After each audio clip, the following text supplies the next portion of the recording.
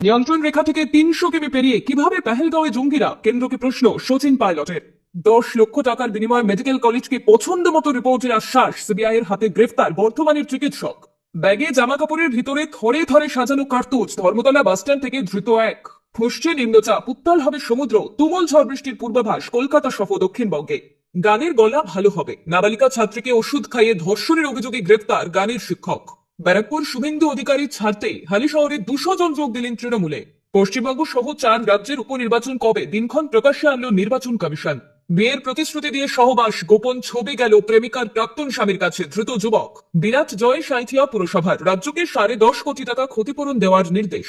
আমরা প্রস্তুত রয়েছি, কোভিড নিয়ে উদ্বেগ বাড়তেই আশ্বস্ত করলেন চন্দ্রিমা। হাবড়ার হকার মার্কেটের দোকান বিতরণ নিয়ে বৈঠকে জ্যোতিপ্রিয় মল্লিক মতবিরোধ সমিতির সঙ্গে। এছাড়াও রয়েছে আরো বেশ কিছু গুরুত্বপূর্ণ খবর। পুরো বিস্তারিত জানতে ভিডিওটি শেষ পর্যন্ত শুনুন।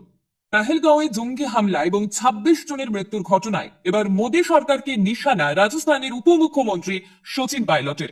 রীতিমতন সুর চড়িয়ে মোদী সরকারের উদ্দেশ্যে তিনি প্রশ্ন ছুড়লেন, নিয়ন্ত্রণ রেখা থেকে ৩০০ থেকে ৪০০ কিমি দূরে অবস্থিত বৈশরণ ভ্যালিতে কিভাবে পৌঁছলো জঙ্গিরা? শুধু তাই নয়, সংঘর্ষ বিরতিতে মার্কিন প্রেসিডেন্টের হস্তক্ষেপ ইস্যুতেও সরব হলেন তিনি। গত ২২ এপ্রিল পেহেলগাঁওয়ে জঙ্গি হামলার ঘটনায় ভারতের অপারেশন সিঁদুর গুড়িয়ে দিয়েছে পাক ভূমির সন্ত্রাসের আতুর ঘর। সেই প্রসঙ্গ টেনেই রবিবার মোদী সরকারকে প্রশ্নবাণে বিদ্ধ করেন সচিন। তিনি বলেন, পেহেলগাঁও নিয়ন্ত্রণ রেখা থেকে প্রায় ৩০০ থেকে ৪০০ কিলোমিটার দূরে। জঙ্গিরা সকলের নজর এড়িয়ে এত দূর কিভাবে পৌঁছলো? কেন্দ্র জানিয়েছে অপরাধীদের চিহ্নিত করা হয়েছে, কিন্তু তারপর কি হলো? তাদেরকে ধরা পড়েছে নাকি তাদের হত্যা করা হয়েছে? সরকারের উচিত দেশবাসীর সামনে তা স্পষ্ট করা। শুধু তাই নয়, ভারত ও পাকিস্তানের যুদ্ধবিরতির নেপথ্যে নিজের কৃতিত্ব দাবি করেছিলেন মার্কিন প্রেসিডেন্ট ডোনাল্ড ট্রাম্প। এদিন সেই ইস্যুতেও সরব হন সচিন। রীতিমতো আক্রমণের সুরে তিনি বলেন, এই প্রথমবার অন্য কোন দেশ ভারত ও পাকিস্তানের মধ্যে নাক গলালো। মার্কিন প্রেসিডেন্ট নাকি বাণিজ্য বন্ধের হুঁশিয়ারি দিয়ে এই কাজ করেছেন, অথচ সরকার এখনো সরাসরি ট্রাম্পের দাবিকে খণ্ডন করেনি। তার চেয়েও দুঃখজনক বিষয়, আমেরিকার রাষ্ট্রপতি, উপরাষ্ট্রপতি বা বিদেশ মন্ত্রী কেউই পেহেলগাঁও হামলাকে পাক মদতপুষ্ট সন্ত্রাস বলে উল্লেখ করেননি। সরকারের কাছে এই বিষয়ে জবাবদিহি চেয়ে বিশেষ অধিবেশনের পক্ষে সওয়াল করেন সচিন পাইলট। যদিও ভারতীয় সেনা বিদেশ সচিব, বিদেশ মন্ত্রী এস জয়শঙ্কর বারবার জানেন, ভারত পাক সংঘর্ষ বিরতিতে তৃতীয় পক্ষের অস্তিত্ব নেই। রবিবার এনডিএ শাসিত রাজ্যগুলির মুখ্যমন্ত্রী এবং উপমুখ্যমন্ত্রীদের সঙ্গে বৈঠকে প্রধানমন্ত্রী নরেন্দ্র মোদীও একই কথা জানিয়েছেন। স্পষ্ট ভাষায় তিনি জানিয়ে দিয়েছেন, ভারত পাক সংঘর্ষ বিরতি হয়েছে দ্বিপাক্ষিক আলোচনায়, সেখানে তৃতীয় কারো অস্তিত্বই নেই।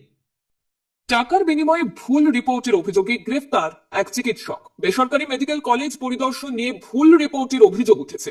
১০ লক্ষ টাকা ঘুষ নেওয়া হয়েছে বলে অভিযোগ। ঘটনায় সিবিআই এর হাতে গ্রেফতার বর্ধমানের চিকিৎসক তপন কুমার জানা। মুর্শিদাবাদ মেডিকেল কলেজের অ্যানাটমি বিভাগের প্রধান তিনি। তার পাশাপাশি ন্যাশনাল মেডিকেল কমিশনের মূল্যায়কের দায়িত্বে ছিলেন তিনি। কর্ণাটকের বেলগাভির মেডিকেল কলেজ নিয়ে ভুল রিপোর্টের অভিযোগ। ধৃত চিকিৎসকের বর্ধমানের বাড়ি থেকে উদ্ধার হয়েছে প্রায় ৪৫ লক্ষ টাকা। মূল্যায়ক বা অ্যাসেসর কাজ দেশের বিভিন্ন প্রান্তে বিভিন্ন মেডিকেল কলেজের পরিকাঠামো খতিয়ে দেখে রিপোর্ট দেওয়া। সেই রিপোর্টের ভিত্তিতে পরবর্তী বছরগুলিতে ওই মেডিকেল কলেজগুলোর স্বীকৃতি থাকবে কিনা, কতগুলি সিটে এমবিবিএস পড়ানো হবে, এই সমস্ত কিছুই চূড়ান্ত হয়। অর্থাৎ এনএমসি এর অ্যাসেসর হয়ে যিনি যাবেন, যিনি ইন্সপেকশন করবেন, তিনি যে রিপোর্ট দেবেন তার গুরুত্ব অপরিসীম। সেই জায়গায় দাঁড়িয়ে তপন কুমার জানার বিরুদ্ধে অভিযোগ উঠছে, তিনি কর্ণাটকের বেলগাভের একটি মেডিকেল কলেজকে ১০ লক্ষ টাকার বিনিময়ে তাদের পছন্দ মতো রিপোর্ট দেবেন, এই মর্মে ঘুষ নেন, এমনই অভিযোগ সামনে আসছে। এই অভিযোগের ভিত্তিতে তদন্তে নামে সিবিআই। চিকিৎসকের বর্ধমানের বাড়িতে গতকাল রাত ভর তল্লাশি চালায় কেন্দ্রীয় এজেন্সি। সিবিআই সূত্রে জানানো হয়েছে, প্রায় ৪৫ লক্ষ টাকা বাজেয়াপ্ত হয়েছে। ১০ লক্ষ টাকা ঘুষ নেওয়ার অভিযোগ রয়েছে। তাকে গ্রেপ্তার করা হয়েছে। চিকিৎসক নিজেদের হেফাজতে নিয়ে এই সংক্রান্ত তদন্ত চালিয়ে যেতে চায় সিবিআই। রাজ্যে ফের অস্ত্র পাচারের বড় সড় ছক বানচাল করল রাজ্য পুলিশের স্পেশাল টাস্ক ফোর্স বা এসটিএফ। রবিবার বিকেলে ধর্মতলার বাস স্ট্যান্ড থেকে বিপুল পরিমাণ কার্তুজ সহ এক যুবককে গ্রেফতার করে এসটিএফ। গোপন সূত্রে খবর ছিল, দূরপাল্লার একটি বাসে করে আগ্নেয়াস্ত্র কলকাতায় ছুটছে। সেই মতো পূর্ব পরিকল্পিতভাবে ধর্মতলায় অভিযানে নামে এসটিএফ এর আধিকারিকরা। বর্তমান থেকে আসা এক দূরপাল্লার বাস ধর্মতলায় পৌঁছানোর সঙ্গে সঙ্গে তাদের চড়াও হন তদন্তকারীরা। সন্দেহভাজন এক যুবকের ব্যাগ তল্লাশি করে জামা কাপড়ের মধ্যে থেকে উদ্ধার হয় ১২০ রাউন্ড কার্তুজ এবং কিছু নগদ টাকা। যুবকটি কেতুগ্রামের বাসিন্দা বলে বলে জানা গেলেও তার নাম এবং পরিচয় এখনো প্রকাশ করেনি এসটিএফ। মেচেদা পর্যন্ত যাত্রার টিকিট পাওয়া গিয়েছে তার কাছ থেকে। ধৃতকে সঙ্গে সঙ্গে ময়দান থানায় নিয়ে গিয়ে জিজ্ঞাসাবাদ শুরু হয়। কি উদ্দেশ্যে এত কার্তুজ নিয়ে সে কলকাতায় এসেছে, এর নেপথ্যে কারা রয়েছে এবং এসব কোথা থেকে আনা হয়েছে, এই সমস্ত বিষয়ে অনুসন্ধান চালাচ্ছে এসটিএফ। উল্লেখযোগ্যভাবে পেহেলগাঁওয়ে সাম্প্রতিক জঙ্গি হামলার পর থেকে বড় শহরগুলিতে নিরাপত্তা জোরদার করা হয়েছে। সেই সতর্কতার অংশ হিসেবে গোপন সূত্র ধরে কলকাতায় এই অভিযান চালায় এসটিএফ। পুলিশের তৎপরতায় রুখে দেওয়া গেল বড় অস্ত্র পাচার, আর শহরের বুকে আরেকটি অশান্তির ছক বানচাল হলো। তদন্ত এখনো চলছে, সামনে আসতে পারে আরো চাঞ্চল্যকর তথ্য। সকাল থেকে মেঘলা আকাশ, কখনো আবার দেখা মিলছে হালকা মাঝারি বৃষ্টির। সেই সঙ্গে বঙ্গোপসাগরে শক্তি বাড়াচ্ছে নিম্নচাপ, যার জেরে সপ্তাহ ভর কলকাতা সহ দক্ষিণবঙ্গের বিস্তীর্ণ অঞ্চলে ঝড় বৃষ্টির সম্ভাবনা তৈরি হয়েছে। বঙ্গোপসাগরে দানা বাঁধছে শক্তিশালী নিম্নচাপ, কঙ্কন উপকূল এলাকায় এটি অবস্থান করছে। নিম্নচাপটি আরো শক্তিশালী হতে চলেছে 27শে মে অর্থাৎ মঙ্গলবার। বুধবার থেকে সমুদ্র উত্তাল হওয়ার সম্ভাবনা। আপাতত 3 দিন মৎস্যজীবীদের পশ্চিমবঙ্গ এবং ওড়িশার উপকূলে যেতে নিষেধ করা হয়েছে। আবহাওয়া দপ্তরের পূর্বাভাস অনুযায়ী মঙ্গলবারের মধ্যে মধ্য বঙ্গোপসাগরে একটি নিম্নচাপ তৈরি হতে পারে। এর প্রভাবে বুধবার থেকে সমুদ্র উত্তাল হয়ে উঠবে বলেই আশঙ্কা। বৃহস্পতি এবং শুক্রবার উত্তাল থাকবে ওড়িশা এবং বাংলার উপকূল সংলগ্ন সমুদ্র। এই সময়ের মধ্যে মৎস্যজীবীদের সমুদ্রে না যাওয়ার পরামর্শই দেওয়া হয়েছে। এই ঘূর্ণাবর্তের জেরেই কলকাতা সহ দক্ষিণবঙ্গে তুমুল ঝড় বৃষ্টির সম্ভাবনা। আজ সোম এবং মঙ্গলবার বিক্ষিপ্তভাবে কয়েক জেলায় ঝড় বৃষ্টির পূর্বাভাস রয়েছে। বুধবার থেকে শুক্রবার পর্যন্ত ভারী বৃষ্টি দক্ষিণবঙ্গে। বুধবার বেশি বৃষ্টির সম্ভাবনা 2 24 পরগনা, 2 মেদিনীপুর এবং ঝাড়গ্রাম জেলায়। দক্ষিণবঙ্গের পাশাপাশি উত্তরবঙ্গেও বজ্রবিদ্যুৎ সহ বৃষ্টির পূর্বাভাস রয়েছে। সঙ্গে বইতে পারে 40 থেকে 50 কিলোমিটার বেগে ঝোড়ো হাওয়া। সোমবার পর্যন্ত উত্তরবঙ্গে ঝড় বৃষ্টির সতর্কতা রয়েছে, বজ্রবিদ্যুৎ সহ হালকা মাঝারি বৃষ্টি। শনিবার ঝড় বৃষ্টির সম্ভাবনা উত্তরের বেশ কয়েকটি জেলায় কম থাকলেও আজ সোমবার উত্তরবঙ্গের 8 জেলাতেই ঝড় বৃষ্টির সতর্কতা জারি। নিজের বাড়িতে গান শেখাতেন ছাত্রকে, সেখানেই ওষুধ খাইয়ে ছাত্রীকে অবচেতন করে লাগাতার ধর্ষণের অভিযোগ গানের শিক্ষকের বিরুদ্ধে। অভিযোগ দায়ের হতে গ্রেপ্তার করা হয় অভিযুক্তকে। ঘটনাটি পশ্চিম মেদিনীপুরের দাসপুরের। গানের গলা ভালো হবে জানিয়ে ছাত্রকে হোমিওপ্যাথি ওষুধ খেতে দিতেন, আর ওই ওষুধ খাওয়ার পর অবচেতন হয়ে পড়তো মেয়েটি। দিনের পর দিন এভাবে তাকে ধর্ষণ করা হয় বলে অভিযোগ। অভিযুক্তকে ওই ওষুধ দিত এক ব্যক্তি, ওই ব্যক্তি মেয়েটাকে ধর্ষণ করে বলে অভিযোগ। তার নামে অভিযোগ দায়ের হয়েছে। তার খোঁজ চালাচ্ছে পুলিশ। জানা গিয়েছে গানের ক্লাস করে বাড়ি ফেরার পর মেয়েটি ঝিমিয়ে থাকতো। এভাবে দিনের পর দিন চলার পর পরিবারের লোকজনের সন্দেহ হয়। তখন মেয়েটিকে তার পরিবারের বিষয়টি জানায়। তারপর গানের শিক্ষকের বিরুদ্ধে দাসপুর থানায় অভিযোগ দায়ের করে পরিবারের লোকজন। পুলিশ জানিয়েছে পক্সো আইনে অভিযুক্ত গানের শিক্ষককে গ্রেপ্তার করা হয়েছে। তার সঙ্গীর খোঁজ চলছে।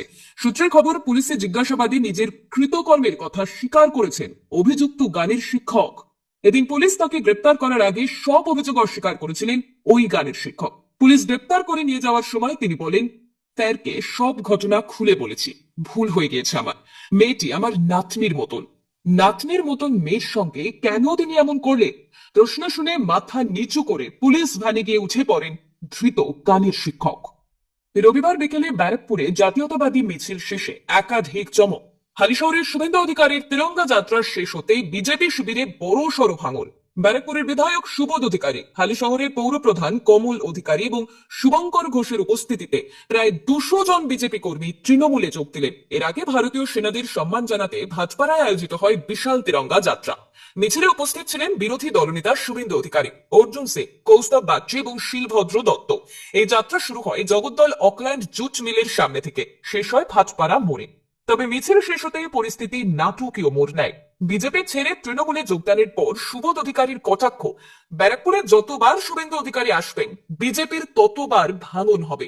তিনি আরো বলেন, অভিষেক বন্দ্যোপাধ্যায় যেভাবে এভারেস্টে উঠছে, শুভেন্দু অধিকারী সেইভাবেই বঙ্গোপসাগরে ডুবে যাচ্ছে। এটা সবাই দেখছে।